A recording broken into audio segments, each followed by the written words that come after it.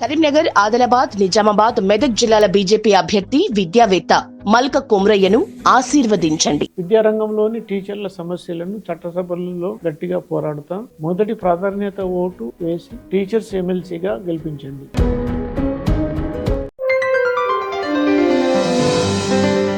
మీకు తెలుసు, ఈరోజు తెలంగాణ రాష్ట్రంలో కాంగ్రెస్ ప్రభుత్వం చేస్తున్న అరాచకాలు ప్రజలు గమనిస్తున్నారు.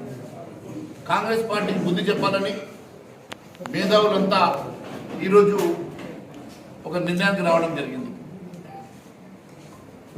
ఈరోజు బీఆర్ఎస్ అభ్యర్థి నిలబెట్టలేదంటే చాలా స్పష్టంగా బీఆర్ఎస్ కాంగ్రెస్ కుమ్మకైనట్టుగా స్పష్టమవుతున్నది. కాంగ్రెస్ పార్టీ బీఆర్ఎస్ పార్టీ లోపాయికారి ఒప్పందాల వలనే ఈ రోజు వరకు బీఆర్ఎస్ మీద ఒక్క కేసు కూడా నామోదు జరగలేదు. పిసిసి అధ్యక్షుడిగా ఉన్నప్పుడు రేవంత్ రెడ్డి గారు ఎన్నో ఆరోపణలు, అవినీతి ఆరోపణలు కేసీఆర్ మీద చేసిండు.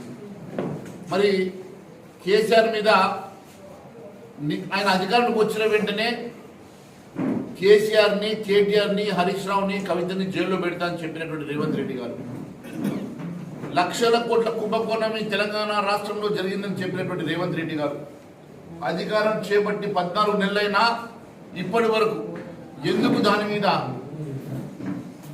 విచారణ జరిపించడం లేదు, ఎందుకోసమని వారి మీద కేసులు పెట్టడం లేదు, ఈరోజు తేట తెల్లమైంది. ఈరోజు కేవలం భారతీయ జనతా పార్టీని అడ్డుకోవాలని టీఆర్ఎస్ పార్టీ ఈరోజు అభ్యర్థులు నిలబెట్టలేదని చెప్పి స్పష్టమవుతున్నది. లోపాయికారి ఒప్పందంతో నేరుగా భారతీయ జనతా పార్టీని ఎదుర్కోలేక ఈరోజు టీఆర్ఎస్ కాంగ్రెస్ ఒకటై యుద్ధం ప్రకటించిన ప్రజలు భారతీయ జనతా పార్టీ వైపు చూస్తున్నారు. మేధావులంతా ఈరోజు భారతీయ జనతా పార్టీకి అండగా ఉండి అరాచకమైనటువంటి ఈ ప్రభుత్వాన్ని బుద్ధి చెప్పాలని చెప్పేసి ఈరోజు ప్రజలు మా వైపు చూస్తున్నారు. ఒకవైపు కొమ్రయ్య గారు ఒక ఎడ్యుకేషనలిస్టు, ఒక ఎంటర్ప్రెన్యూరు, యావత్ తెలంగాణ రాష్ట్రంలో వారికి ఎన్నో ఇన్స్టిట్యూషన్స్, స్కూల్స్ ఉన్నాయి కాబట్టి వారికి టీచర్ సమస్య మీద పూర్తి అవగాహన ఉన్నది. వారు ఖచ్చితంగా తెలంగాణ రాష్ట్రంలో టీచర్స్ తరఫున ప్రజా గొంతుకై ఖచ్చితంగా వారు నిలబడతారు. అంతేకాకుండా ఎంతో అనుభవకులైనటువంటి అంజిరెడ్డి గారు గ్రాడ్యుయేట్స్ కాన్స్టిట్యుయెన్సీ నుంచి వారు పోటీ చేస్తున్న సందర్భంగా వారికి ఈ రాష్ట్రంలో ఉన్నటువంటి అనేకమైనటువంటి అంశాల మీద వారికి పూర్తి అవగాహనతో పాటు వారికి అనుభవం ఉన్నది. వారు భారతీయ జనతా పార్టీ, వారి సత్యమణి కూడా భారతీయ జనతా పార్టీ జిల్లా అధ్యక్షురాలుగా పనిచేస్తూ ఉన్నారు. సుదీర్ఘమైనటువంటి అనుభవం వారికి కూడా ఉన్నది కాబట్టి వారు భారతీయ జనతా పార్టీ తరఫున ప్రజా గొంతుకై ఖచ్చితంగా నిలబడతారని చెప్పి నేను స్పష్టం చేస్తూ ఉన్నాను. మరి ఈరోజు నేను ఒకటే అడుగుతా ఉన్నాను, కాంగ్రెస్ పార్టీ నామినేషన్ రోజు మంత్రులంతా వచ్చేసి మరి భారతీయ జనతా పార్టీ మీద ఉమ్మడిగా మరి దాడి చేసే ప్రయత్నం చేస్తూ ఉన్నారు. ఈరోజు నిన్న మొన్నటి వరకు టీఆర్ఎస్ మీద యుద్ధం ప్రకటించినటువంటి రేవంత్ రెడ్డి గారు సడన్గా ఎందుకోసం అని చెప్పేసి ఆ యుద్ధాన్ని అర్ధాంతరంగా ఆపేశారో ప్రజలకు చెప్పాల్సిన అవసరం ఉన్నది. ఎందుకోసమని తెలంగాణ రాష్ట్రంలో యువత మీద చిన్న చూపు చూస్తూ ఉన్నారు, టీచర్ల మీద చిన్న చూపు చూస్తూ ఉన్నారో ప్రజలకు చెప్పాల్సిన అవసరం ఉన్నది. కొత్త పే స్కేల్ ఇవ్వలేదు, వారికి ఇవ్వాల్సిన గ్రాట్యుటీ కానీ వారికి ఇవ్వాల్సిన పెన్షనర్స్కి కూడా ఈరోజు వెంటనే డబ్బులు ఇవ్వలేనటువంటి సందర్భం స్పష్టంగా కనబడతా ఉన్నది.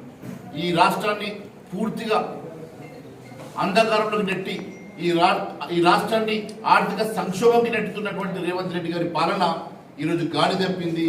మరి ఇది ప్రజా పాలన కాదు, ప్రజా వ్యతిరేక పాలన స్పష్టమవుతా ఉన్నది.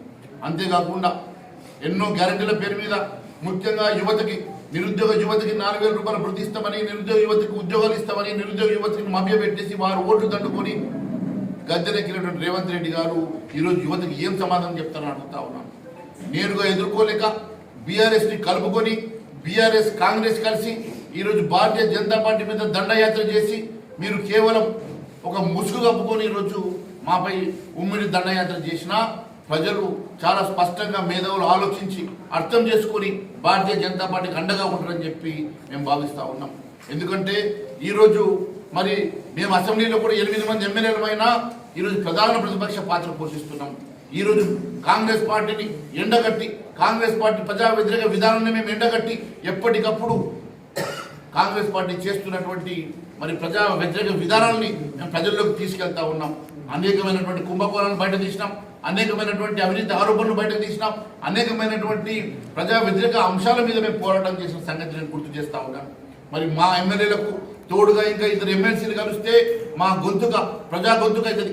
మా గొంతుక ప్రజల తరఫున, ప్రజల పక్షాన మేము పోరాడడానికి మాకు బలం పెరుగుతుంది. కాబట్టి అందరినీ మరి నేను ఉన్నటువంటి టీచర్స్ కమ్యూనిటీని కానీ, అదే మాదిరిగా మరి గ్రాడ్యుయేట్స్ కమ్యూనిటీని కానీ, గ్రాడ్యుయేట్స్ అందరినీ కూడా, టీచర్స్ అందరినీ కూడా మాకు ఓటేసి బలపరచాలని, భారతీయ జనతా పార్టీని ఆశీర్వదించాలని, మా అభ్యర్థులు కుమరయ్య గారిని, అంజిరెడ్డి గారిని ఆశీర్వదించి వారిని శాసన మండలికి పంపి మా బలాన్ని పెంచాలని, మమ్మల్ని ఆశీర్వదించాలని మీ అందరినీ మనస్ఫూర్తిగా కోరుకుంటున్నాను.